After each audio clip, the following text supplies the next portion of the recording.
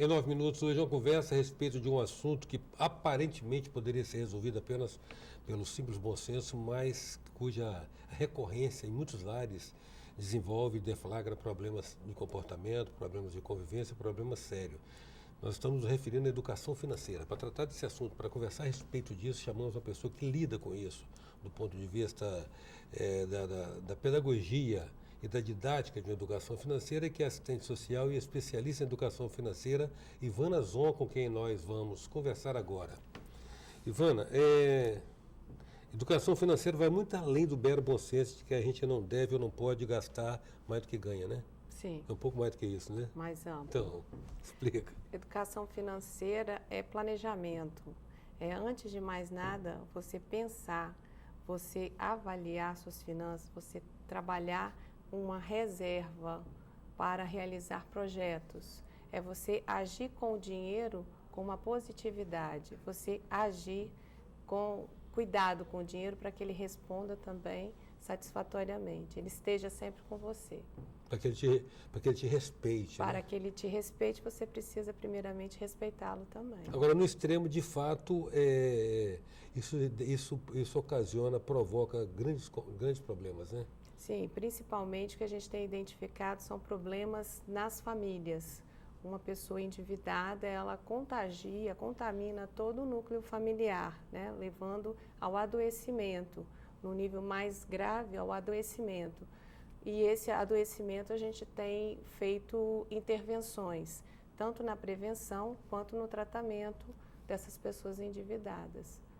E que tipo assim, de distúrbios mais associados ao problema da situação financeira negativa? O que a gente chama de estresse financeiro são pessoas que comumente sentem, desencadeiam sintomas, sinais e sintomas como dores de cabeça frequentes, insônia, são problemas que acabam deflagrando, abrindo quadros de adoecimento como hipertensão, estresse mesmo, aumento do estresse. Depressão, insônia, né, que já faz parte do quadro, isolamento social, que é um comportamento, né? E o que a gente observa muito é que nessas famílias, a questão do endividamento não é aberta, não é colocada para a família. Então, o provedor endividado, ele não coloca para a família, para os seus filhos, para o seu cônjuge, a situação. Então, gera nele, primeiramente, esse adoecimento.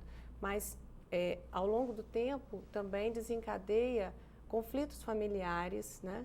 E, além desses conflitos, separações, tem impacto também no mercado de trabalho, ou seja, essas pessoas endividadas, adoecidas, elas, consequentemente, no seu meio de trabalho, elas começam a ter queda na produtividade, faltar ao trabalho, porque estão sob estresse financeiro, né? E, consequentemente, uma consequência mais drástica é a perda do emprego. Mas você acaba piorando ainda, agravando mais a situação do adoecimento na família. Sim, sem dúvida. Você falou aí, eu quero resgatar um aspecto que você falou, da pessoa se isolar dentro da própria família, né? Isso. Ele não socializa. Não socializa aquela dificuldade. Aí complica mais. Sim, porque o tratamento do endividamento, ele se dá no seio familiar. Requer uma mobilização da família. Exatamente. A primeira providência que se tem que ter é o domínio, o diagnóstico da situação, né? Situação financeira. A partir desse diagnóstico tem que ser colocado à mesa para todos os membros da família, porque tem que ser um esforço coletivo. Do mesmo jeito que o problema se dá a partir do comportamento de cada um desses membros, né? Eles têm que estar também empenhados em reverter essa situação. E, primeiramente, eles têm que estar a par, conscientes. Agora, essa incapacidade de caber dentro do que recebe, ela caracteriza um transtorno psicológico? Ela pode ser uma compulsão. Ela pode ser uma compulsão. O pode impulso ser de o adquirir. impulso de comprar, né? Por isso, planejar, o pensar antes de comprar, né? Esse movimento, né? Eu quero ou eu preciso? Né? Essa pergunta eu sempre coloco no meu trabalho. Antes de você comprar, você tem que se perguntar, eu quero isso ou eu preciso disso, né? Se eu preciso, é necessário. E o necessário eu tenho que prover. Mas se eu quero, ele pode esperar. Então, para isso aí eu posso reservar, posso guardar dinheiro para poder... Tem que responder outra pergunta, que é eu posso, né? Eu posso também? Pois é, o posso é o tempo, né? O tempo, a reserva disponível, né? Entendi. Agora, também, eu acho que crediário e cartão de crédito deve estar para um consumidor compulsivo igual o álcool para alcoólico, né? Sim. Essa questão do empréstimo, né, da redução nas taxas, né, ela tem duas vertentes, vamos dizer assim, duas faces, positiva e negativa. A face positiva é porque na hora de você também refinanciar suas dívidas, você também partilha dessa redução. Mas para aquele compulsivo, isso é um estímulo a contratar novos empréstimos e agrava-se o endividamento e aumenta o risco de inadimplência também. Em 9 minutos, hoje a gente conversa com a assistente social, educadora financeira, Ivana Zon. Voltamos já.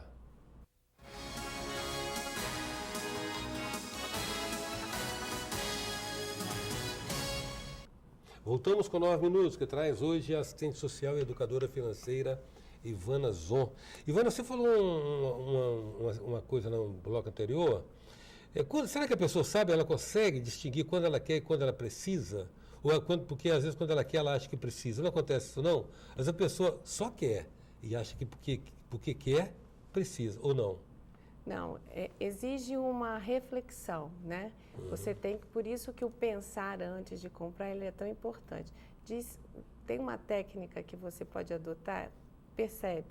Se você chega numa loja, nessa questão do preciso, né? Ou do quero. Você chega numa loja e se empolga com um carro novo, né? Uma roupa nova, no caso. Você volta para casa, aguarda uma noite, dorme uma noite, acorda, no dia seguinte você vai conseguir avaliar melhor se você quer ou se você precisa daquilo. Se você precisa, vai lá e compra. Então, senão, você dá um tempo para você avaliar. Se você contém o impulso, você vai ter esse tempo, né? Você tem que ter o tempo para você avaliar se é um impulso ou não. Se é uma compulsão ou não, se é um impulso ou se você é uma necessidade real. E, infelizmente, o que não falta é estímulo para o consumo, né, Ivana? Sim. O tempo todo nós estamos bombardeados, cercados, a mídia vive exatamente da publicidade. E o brasileiro, ele não tem educação financeira suficiente para sustentar a sua necessidade ou o seu desejo. E nós não temos também a cultura da poupança, né? Assim. Não. O que eu colocava antes, né, é que o brasileiro não tem o hábito de herança, não tem. Eu, por exemplo, não recebi nenhuma herança até o momento, a não ser a educação, né, e o conhecimento, os valores, mas herança financeira, patrimônio, eu não recebi. E isso é comum nos brasileiros. Quando a gente faz o trabalho da educação financeira com grupos, a gente aplica essa avaliação e geralmente 1 ou 2 é que conseguem sinalizar com essa questão da herança.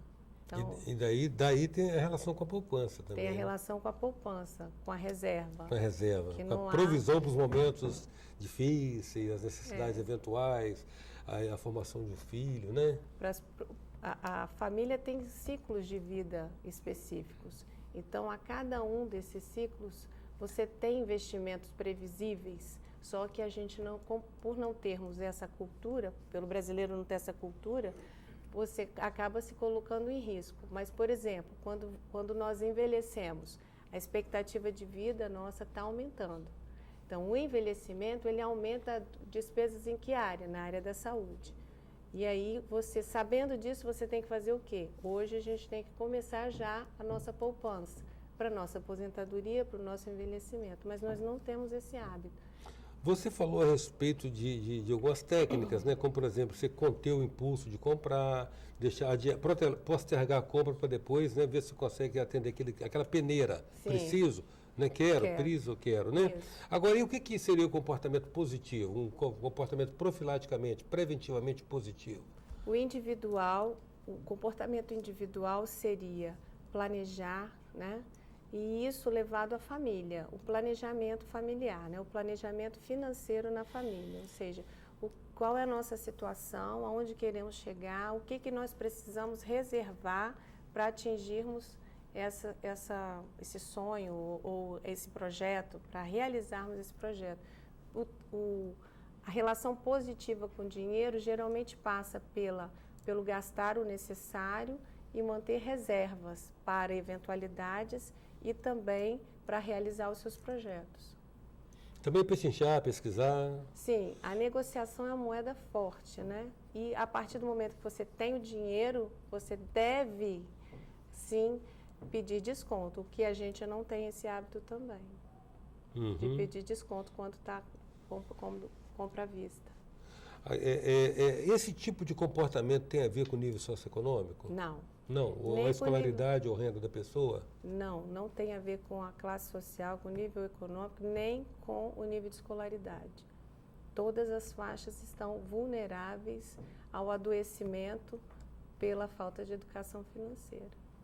Tá, aí quando na situação que você encontra uma família assim, porque você, ao longo da sua atividade de assistente social, você vive muito nesse universo, né? Como é que você prescreve o tratamento, digamos assim? O que você faz? Primeiramente, é a questão do diagnóstico, né? Então, a gente identifica que tem ou uma dificuldade ou um descontrole financeiro. Sim. A partir desse mapeamento, a gente começa a fazer o atendimento com as famílias. Nesse momento, é feito o diagnóstico socioeconômico. Esse diagnóstico, ele vai identificar por categorias aonde está indo o dinheiro. E o próximo passo é exatamente a gente fechar os ralos, né? Aonde está indo o dinheiro desnecessariamente. E esse dinheiro, essa reserva ou esse dinheiro, ele vai ser destinado ao pagamento de dívidas. Então, é um empenho, é o que a gente fala, é uma economia de guerra mesmo, que tem que ser tratada por toda a família, para que possa reverter a situação. Ou seja, a família tem que estar mobilizada, engajada, sim, né? A família, digamos assim, tem que haver uma transparência também do orçamento com a família, né? Sim, tem que se saber quanto se tem efetivamente, quanto se tem mensalmente, quanto se gasta, com o que se gasta, né? E o que eu preciso. Paralelo a isso, você tem que levantar toda a dívida também, todo o endividamento da família, fazer um levantamento detalhado, porque esse levantamento ele vai favorecer as tomadas de decisão, aonde que eu pago primeiro, né? Para que a gente possa já ir saldando essas dívidas à medida que o dinheiro, você vai fazendo sobrar um pouco o seu dinheiro. Agora, o interessante é constatar que isso digamos assim, democrático, né? Isso alcança todas as faixas de renda, de escolaridade, mesmo a pessoa que, teoricamente, tem uma alta escolaridade, em tese, deveria ter um melhor comportamento com o dinheiro. Ter uma melhor relação com o dinheiro, né? Não, a relação não tem a ver realmente com o nível de escolaridade e nem com a faixa de renda da família, não. Ele é um comportamento por impulso, compulsivo, sem planejamento, se você não tem essa prática, esse comportamento, essa atitude com o dinheiro, realmente independe da faixa salarial e do nível de escolaridade. Ivana, grato, hein? Agradeço muito a sua presença aqui no nosso 9 Minutos. Eu que agradeço, e a prevenção, né, o planejamento financeiro nas famílias são realmente importantes para que a gente possa iniciar efetivamente a educação financeira nas famílias e reverter o adoecimento causado pelo endividamento. Em 9 minutos, a gente contou com a presença da assistente social e educadora financeira Ivana Zon. Até já.